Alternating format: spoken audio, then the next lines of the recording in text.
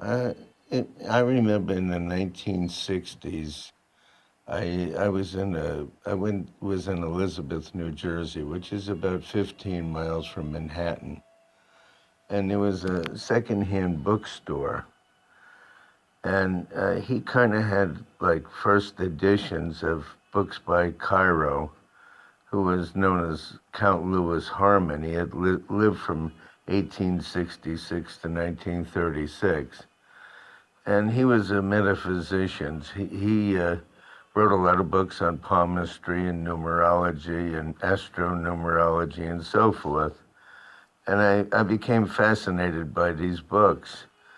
And in the palmistry books, he would have palm prints of people like Walt Disney, Douglas Fairbanks Jr., Lillian Gish, all the main actors of that era, generals from England.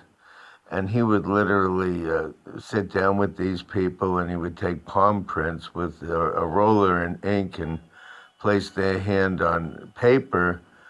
And then he would study the lines of the hand, and he would evaluate each person according to the lines and the formations in their hands, the heart line, the head line, the fate line, the different shape of the fingers, and so forth. And I studied these books by the hour, and he wrote books on numerology and palmistry, and the books really fascinated me. I kept going back and getting book after book, and there were other books too, of course, and I couldn't get enough of these subject matters. I was young. I was younger than 20 at the time, and I became fascinated. And then one day, I noticed that there was in a local paper a class on palmistry, and it was to be held at Kenilworth High School in North Jersey. So I joined the classroom, and after a couple of weeks, the teacher had me teaching the class, and she said I knew more about palmistry than she did. Her name was Thelma Van Werth, and she was a medium and a psychic, and she was in her 60s at the time. I was young. I think I was in my mid-20s by the time I was taking the classes and so forth. And I started teaching the classes. And I remember one day we went down to a Dunkin' Donuts, and somebody overheard us. We'd go there after class. It was at night. And a guy said, "Can you look at my hand?" And he had just bought coffee and donuts. And I started telling him about his life. And I went into kind of what I call automatic. And his mouth dropped open, and he dropped his coffee on the ground. And he didn't care if he dropped the coffee or not. He was just so surprised at what I said. And at the same time, I got a little scared. I was a little afraid. And actually, when you touch somebody's palm, you're holding their hand, and it has an effect, what I call a psychometry effect. It has a psychometric effect. You're picking up vibrations from the hand. So we started getting this group together, and this class went on every week for months and months, and then the class was over, and I was still studying books and interested in the subject matter. It was just a part of my nature. And what happened was all of a sudden I hear from Thelma Van Werth again, and she said, "We're all going to a psychic camp in Bluebell, Pennsylvania." So we were all to meet on a Saturday and go to Bluebell, Pennsylvania, to a psychic camp. They had psychics and mediums and so forth. So I went there. Had never been to a psychic camp before, and you had to sign up for these various either classes or private sessions, and I signed up for a few different things. In one case, I went to see a medium, and all of a sudden he just put his hand in a Bible and read a Bible verse to me, and supposedly I was supposed to get something out of this Bible verse, but actually, for me, it really didn't do the trick. And the next thing I was signed up for was what they call a seance. And it was a trumpet seance. And they lowered the lights, and he said this trumpet would float in the air. And I said to myself, because I have a magic background as a magician, I was also interested in that throughout the years. And I said to myself, I hope this isn't any cheap magic trick.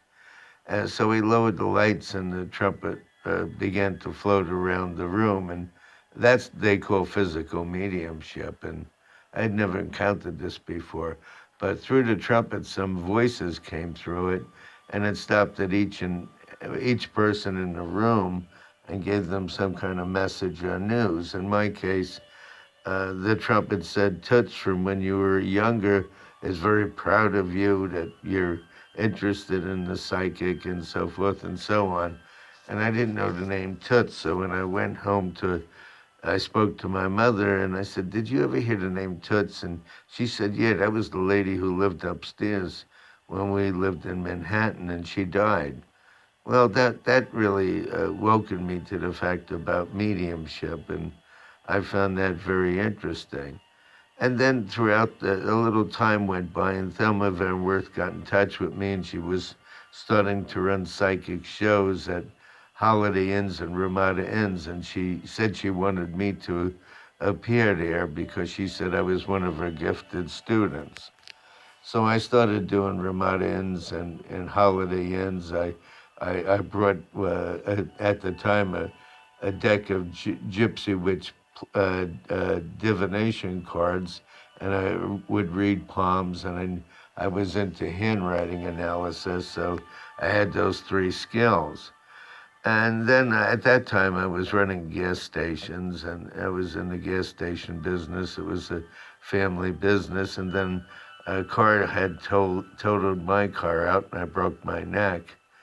And I was disabled for a while. And then I saw a psychic fair in Menlo Park, New Jersey, and I wanted to inquire. I said, well, I could do this part time. And they said, well, you have to see Shirley. This was a lady that would run 3 or 4 shows on the same day in different states, like it might be Virginia and Massachusetts and New York and New Jersey and maybe in Pennsylvania, but all on the same day. And there was a whole bunch of different psychics. And I went there and I said, well, I'd like to do this part time. They said, you have to see Shirley. She'll be here tomorrow morning. So I said, well, fine. I got there early the next morning, and there was 2 ladies also there, and they were. I was early, but they were earlier than I was.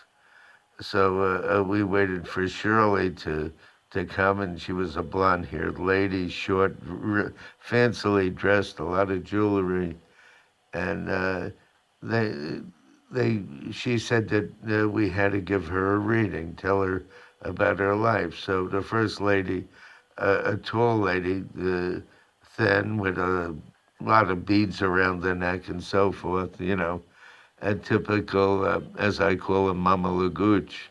They dress in costumes. And next thing I know, Shirley's shaking her head in the negative, and the lady cursed her out, and off she went. And then there was this heavy lady that was next on the list, and 2 psychics behind that were in the group were betting how long each person would last with Shirley. And what happened was the heavy set lady, I saw her sweating at the back of her neck. She was dripping. And and what happened was over and over again, she was kind of like dripping and sweating, and I was watching her, and then all of a sudden it was my turn, and the two psychics said to themselves, "How long do you think he's going to last?"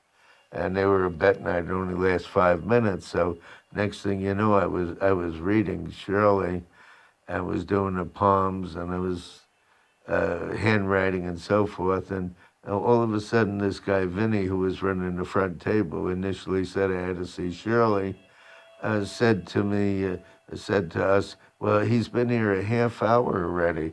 what's up? And she says he's totally accurate and he doesn't ask any questions. So she said to me, well, I can have a table for you in the morning. If you come in, I'll have a table for you. I said, yeah, I just want to do this part-time. I don't really want to do this full-time, when you're in the neighborhood. So the next morning, I brought a lighted magnifying glass that plugged into the wall, like a floor outlet, and I brought cards and Gypsy Witch cards, in fact, and I paper and handwriting, and I started reading people. And at the end of the week, Shirley said to me, "We have a show in Massachusetts next week. Why don't you come?" I said, "Look, I just want to." Do a part time. She said, you got a lot of requests. She said it's very unusual to get that many requests, when you first begin the malls and things, because the malls were considered like fast paced, short mini readings. You got to satisfy the person, and then there's next person in line, because they would sell tickets for you one after another. So next thing I said, look, I don't want to go to Massachusetts. She said, well, I'll send a limousine for you, and it won't cost you anything to get there if you come. I said, well, okay, I'll give it a try for a week. So next thing I know, a car was picking me up, and I was on my way to Massachusetts, and I didn't stop traveling for 16 years.